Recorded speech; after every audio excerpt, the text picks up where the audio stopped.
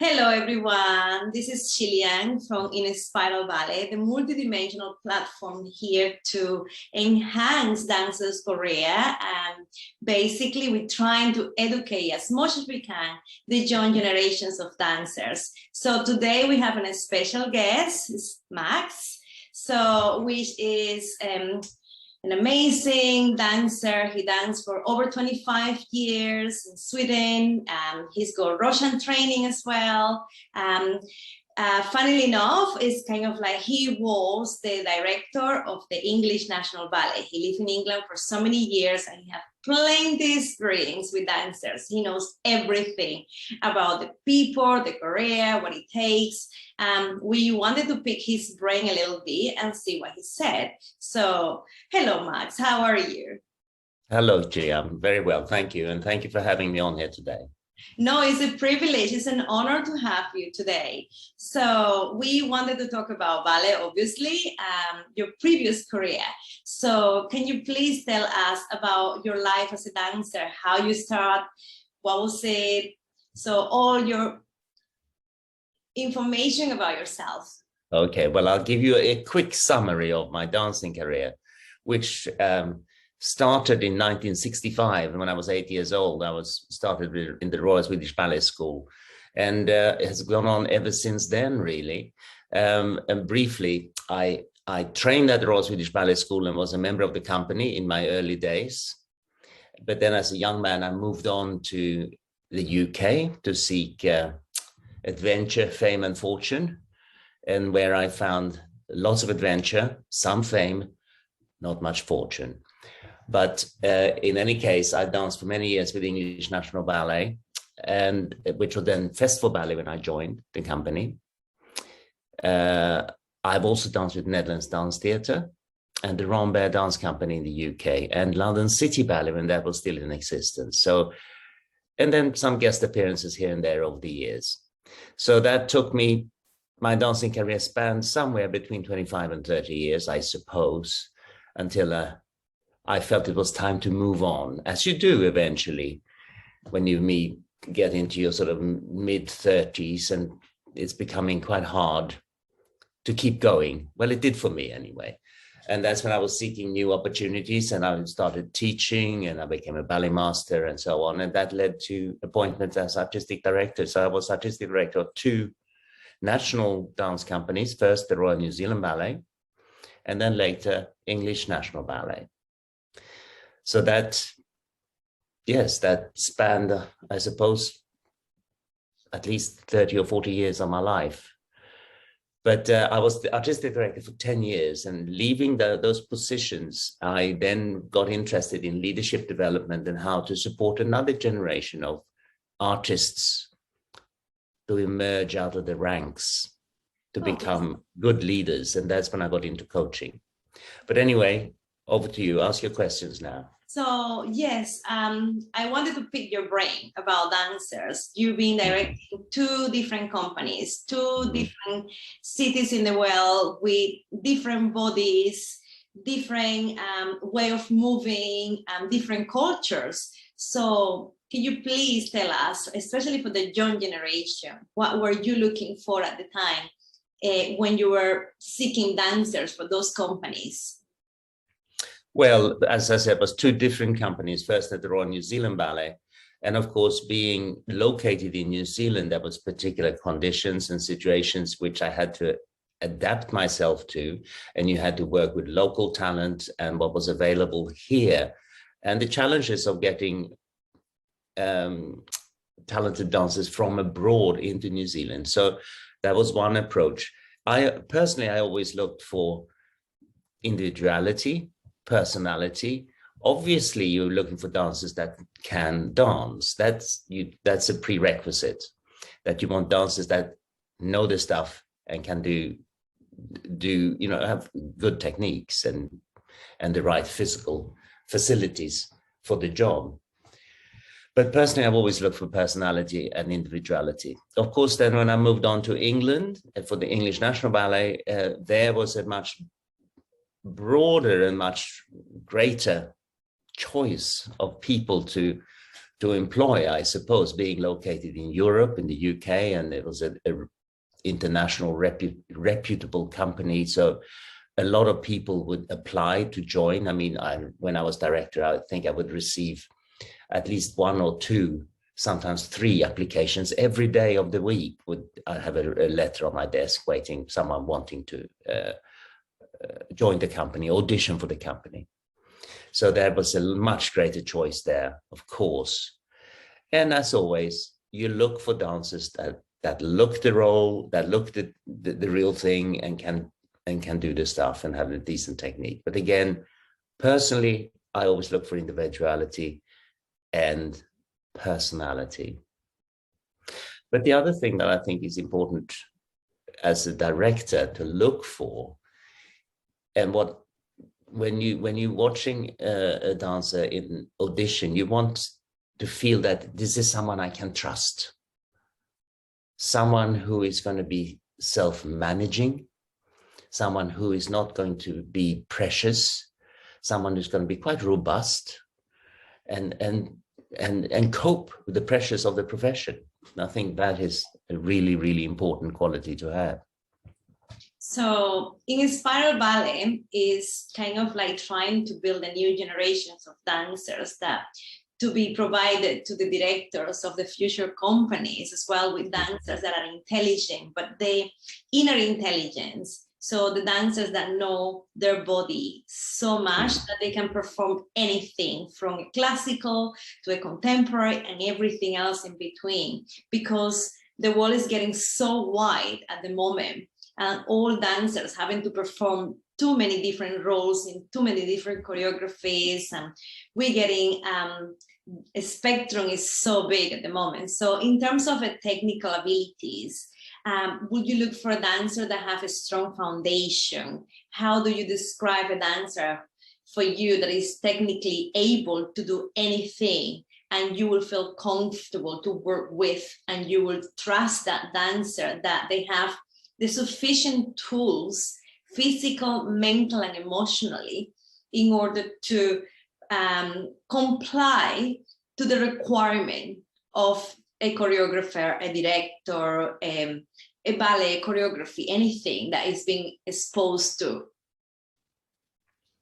Well, what you need is, as you kind of described the person already in your question, someone who can comply and to actually fill all of these functions. So what you need today is dancers that are broadly trained across the dance forms. Because just to go back a little bit in time, when I was a young man, it was enough to be a fella. It was enough to be a male in order to guarantee a dancing career. Well, that's not quite the same anymore. I mean, I was classically trained and also trained in other dance styles, because I was in a very progressive school in that respect. The Royal Swedish Ballet School, we trained anything from contemporary, Graham technique, jazz dance, character dance, tap dancing, ballroom dancing, flamenco. We did everything. So I had a very broad training. So I was very fortunate like that. But fundamentally, I was classically ballet trained. Today, for a dancer to be successful in a career, I think you need a strong classical ballet foundation.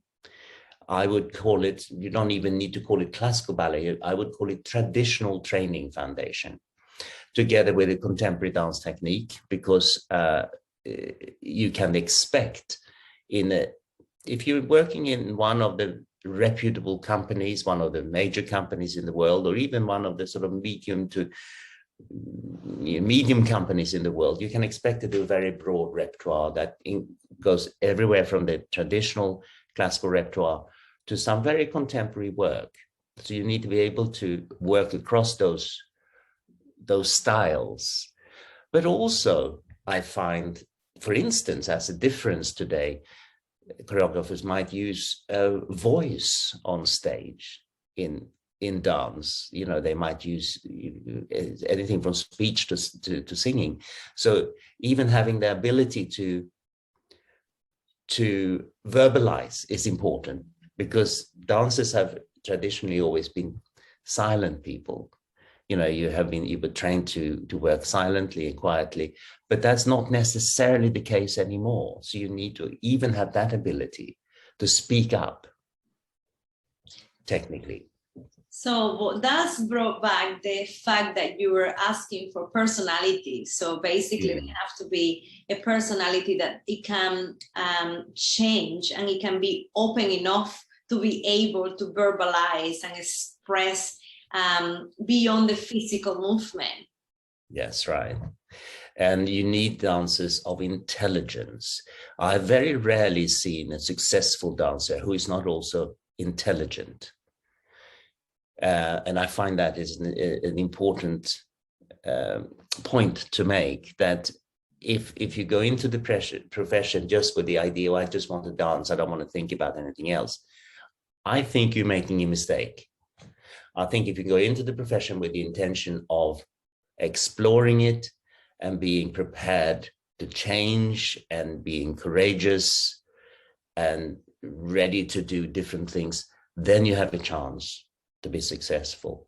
And the other point I would like to make, over my years as artistic director, I always had conversations with my dancers, and I found that those dancers that had a vision of what they wanted to do beyond their dancing career also work better in the present time than those dancers that didn't have a vision of the future. So I would say the other thing that you need today is to have a vision of what you want to do after your dancing career. They can still be related to your profession, to the dance profession, but it might also be something entirely different. But that vision of the future means that you can work much more securely in the present time.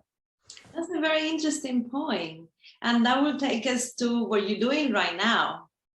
You're working with dancers and you're helping them to get that vision. You're helping them to have a clear pathway in their head and in their actions as well, how to develop themselves during the career and preparing for after the dance career as well. Mm-hmm. So it's amazing work that you're doing. So you constantly give away more and more information and expanding and allow those people to learn from your experiences, which is amazing.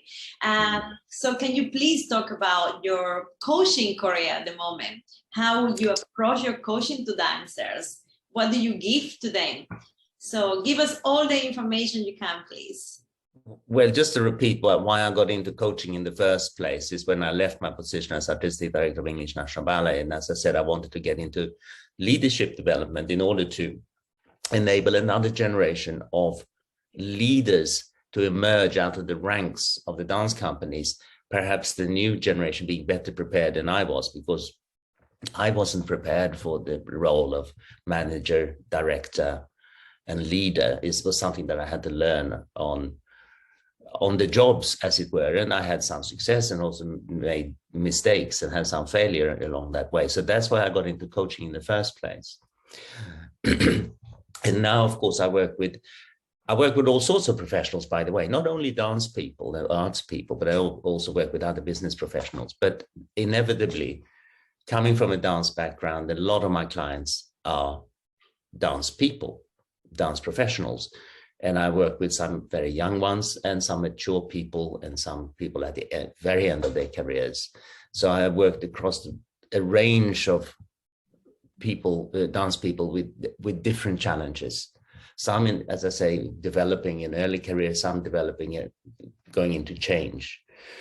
And having been through a range of, first of all, having filled a range of functions in the dance world, as I have done, everything from being on stage to being a manager, to being a consultant, to being a coach, and all of those things, a leader, I can relate to most challenges that most dancers go through. So I think I have acquired quite a lot of wisdom along the way. Which I think is perhaps more important than knowledge. I prefer wisdom. I think carries a greater weight than knowledge, although I have knowledge as well. So I do help people with professional development or professional transition because the dance profession, which is by its very nature a very self-centered existence, if you're lucky enough to have a solid career with a good company, it's a very self-centered existence. I don't mean that in a derogative sense, but by the nature of being profession, you're focused on yourself and what is necessary for you in order to maintain yourself. So sometimes you might come out at the end of those 10, 15, 20 years, whatever it might be, you might be dancing, not that well prepared for life beyond. And I think we often talk about how being a dancer prepares you for other things in life, how you're disciplined, you know how to work hard and all of that sort of thing, which is all true. However, a lot of that high performance that you experience as a dancer is because of the environment you're in. It creates an environment of high performance is created around you. And when you take a dancer out of that environment, they don't have that infrastructure around them necessarily. And that can be quite a tough transition to make. And then when you then have to yourself have to create that high performance environment without the people around you, without the infrastructure, without the peer pressure. It's a little bit like taking Fausto out of the laboratory, isn't it? Well, yes. It's taking Fausto away from the laboratory and exposing it to the real life. But as you say, it takes a lot of wisdom to kind of like do this transition as well, and to embrace a different form of life, which not many people are prepared. Wisdom is experience, and you are the person to be talked to in this case, because you have experience, wisdom, the understanding, because I believe some of those people who come to you, they will feel a bit vulnerable and they will have like psychological issues of like, what am I do now? I kind of like see myself as a dancer. I haven't wear so many hats in life. So it kind of like, how can I expose myself to a different role?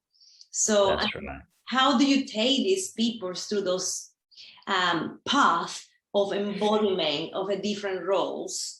Well, I must emphasize that, of course, coaching is not it's not therapy. It's very important to understand that if you seek therapy, if you have an issue of the psychological nature, then coaching is perhaps not what you should be seeking out. You should be seeking out therapy. Coaching is a much more, well, to explain the difference, in therapy, you take a person from being dysfunctional to becoming functional. Coaching is, on the other hand, aimed at taking a functional person to becoming more functional or to the next level of excellence or whatever. So you're working from the present moment into the future. You're not looking backwards. It's a forward-looking activity, coaching. So when coaching really works is when someone comes to you and they have a view of what they want, and then you can work together towards that view. Sometimes people come to me because they don't know what they want, and then the objective of the coaching is to discover what it is they want. Because fundamentally, what I'm trying to achieve is to help people discover what they want, what they need to do, to get what they want, but most importantly, what is stopping them from doing what they need to do to get what they want. So those are the things that we work on together.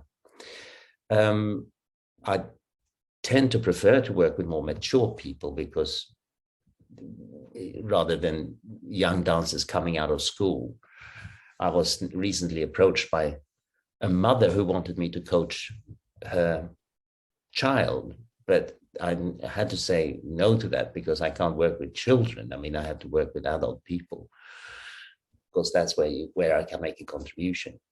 So what is the age range that you basically, from which age you think is easier for you to work with people? What is the kind of like, in terms of if people seen this interview and they wanted to contact you, what is the age range, and would you be able to expand on that age range that you're working with? Well, I would work with anyone who is basically an adult, which I suppose is from age 18 and upwards. Although the people that I do work with tend to be sort of mid to late 20s, mid 30s, and in some cases in their 40s and 50s. So. Okay, no, because there is a lot of individuals in their teens, like 18, 16, 17, 18, 20, 21, that they're coming out of a formal education. And sometimes they're not very lucky to get a company straight away. And they need some guidance. They have a vision that they wanted to dance, and they might be helpful for them to have some kind of approach. And I was wondering, is you offering something to this as a group or as an individual? So you offer something to those individuals. Of course I can, and of course I would, and I would enjoy speaking to young dancers. But what the important thing to remember is that when I do that, I'm not a coach. I'm simply I can be a mentor or an advisor or an experienced person giving advice, but that's a slightly different function. And I enjoy doing that. And I was recently teaching at the school, and I, of course, talk to the students about their future, about challenges and what they can expect, perhaps. But I think it's just important to remember that as when I work in my coaching capacity, then I work with mature people. But that's just a different function. So, if a young dancer comes and asks for me my advice, then I will share my knowledge, my opinions, and if I can make a contribution, then I will do so. It's just a different way because, yeah. Okay, it's like being a mentor rather than a coach. Okay, that's good to know. Changing slightly the subject, we know that lately, the political agenda is being cutting off a lot of funds for artists, especially for dancers. How do you feel that this is taking us? How do you feel about that cutting of the financial funds that is so needed these days for the dance world?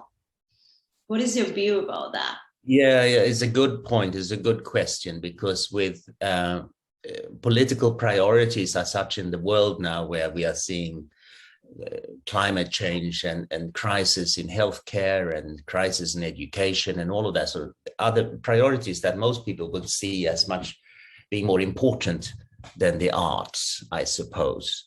And fair enough, there's a strong argument for why those issues should take priority over the fine arts. But I think that the result of that, I mean, the implications of that for artists and the arts world is that, particularly perhaps if you're a dancer, that if you come into the profession today as a young dancer, having come out of school, you can probably expect maybe a shorter career than was traditionally available to people, probably a much more varied career across perhaps a freelance career, working with projects and so on. So I think one of the implications is that a dancer today, graduating out of a school, also needs to be a little bit of an entrepreneur. They need to have business skills. They need to be able to manage themselves, need to be able to sustain their own training, perhaps, need to be able to fill in a tax return if necessary. All of those skills that previously, as being employed in a regular ballet company, you didn't need to worry about. But I think today dancers tend to move more regularly between different dance companies, maybe from regular employment to freelance employment to project employment. So I think being more agile and professionally more independent is important. Essentially, all of these skills have very little to do with actual dancing, but it has to do with being able to sustain a dancing career. And that's what's important to understand. That you can't just train a lot of dance schools in the world I must say, prepare dancers to dance well, but they don't prepare them for the profession. That's a huge subject. It could be explored even further, because it will be nice to see funds coming into those schools or those companies in order to help dancers further their education, like all the self-education, like doing short courses on how to fill the tax paper, or doing a short course during the time they're training on how to be an entrepreneur and sell themselves, market themselves, many ways. So these days, many people have to learn on the go.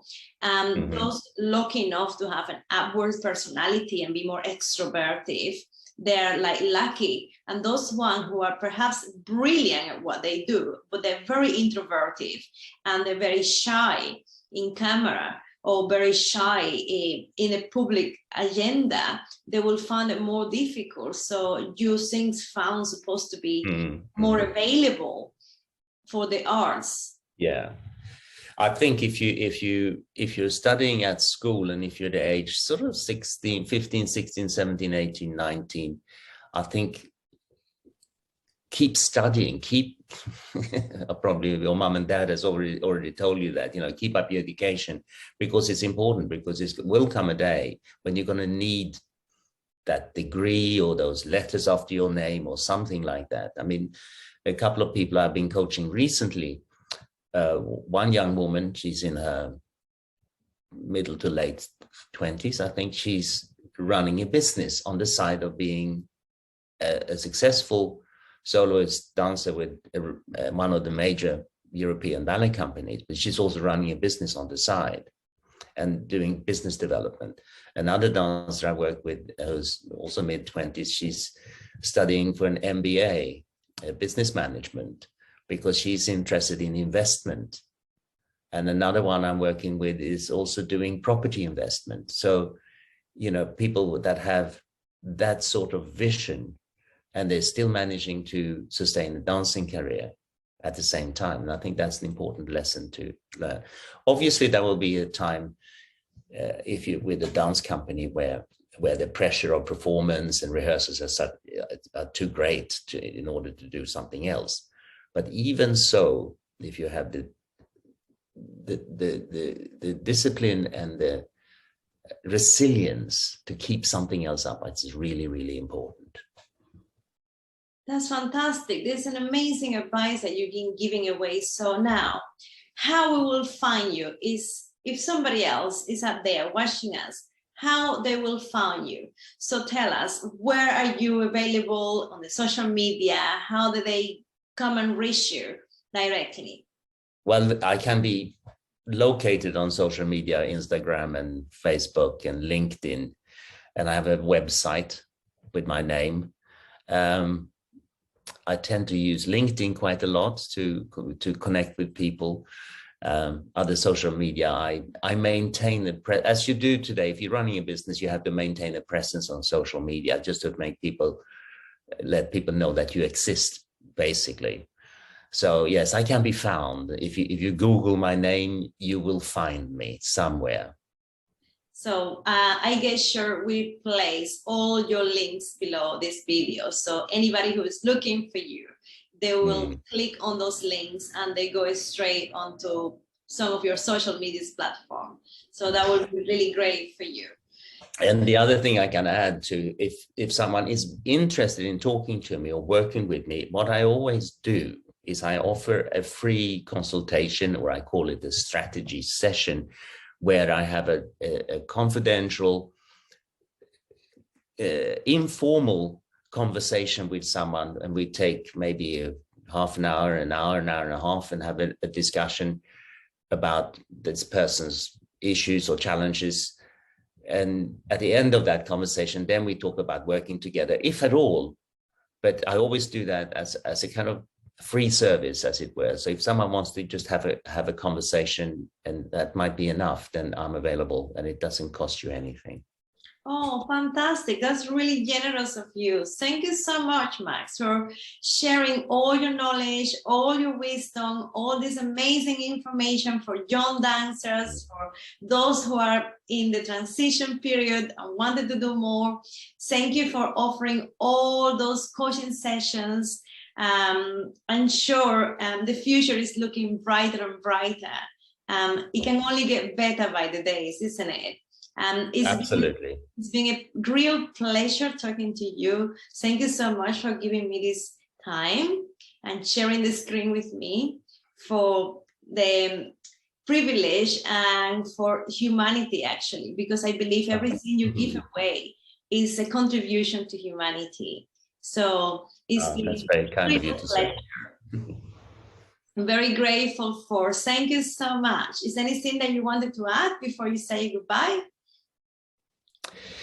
Well, just on a sort of more personal note, a personal observation of how dance is developing today, which is, of course, I'm of a slightly older generation. So, of course, my opinions are colored by my experiences and my background and the values that I grew up with, I suppose. Of course, we all are. And I look around. I look at YouTube today, for instance, and you see all these amazing dancers doing amazing things. And you go, where do they all come from? And how come that suddenly people can do 10, 12, 15 pirouettes and jump and do things that 10, 15, 20 years ago, no one did? Because fundamentally, the human body and the human brain hasn't changed for the past, 50,000 years or something like that. And suddenly people are doing things that could not be done before, and that's very impressive. But I wonder and I question, how important is it really for the art form, this development? That's what I'm interested in knowing, because does it make it for better dancers, better artists? I don't know. I think it's an interesting question that I would be. Yes, I think it's worth it's really exploring. Interesting question is food for thoughts for dancers out there. And we will investigate it even further. And perhaps we have another talk and we discuss that one in the near future. Thank you so much once more. It's been a pleasure. Thank you. Thank you, Chilian. So, and I'm looking forward to seeing you again at some point. And to all the dancers, here is Max, ready to help there to develop your career even further to your transition, wherever you think your vision is. So thank you. Goodbye from Inspiral Ballet and from Max. Bye-bye. Thank you.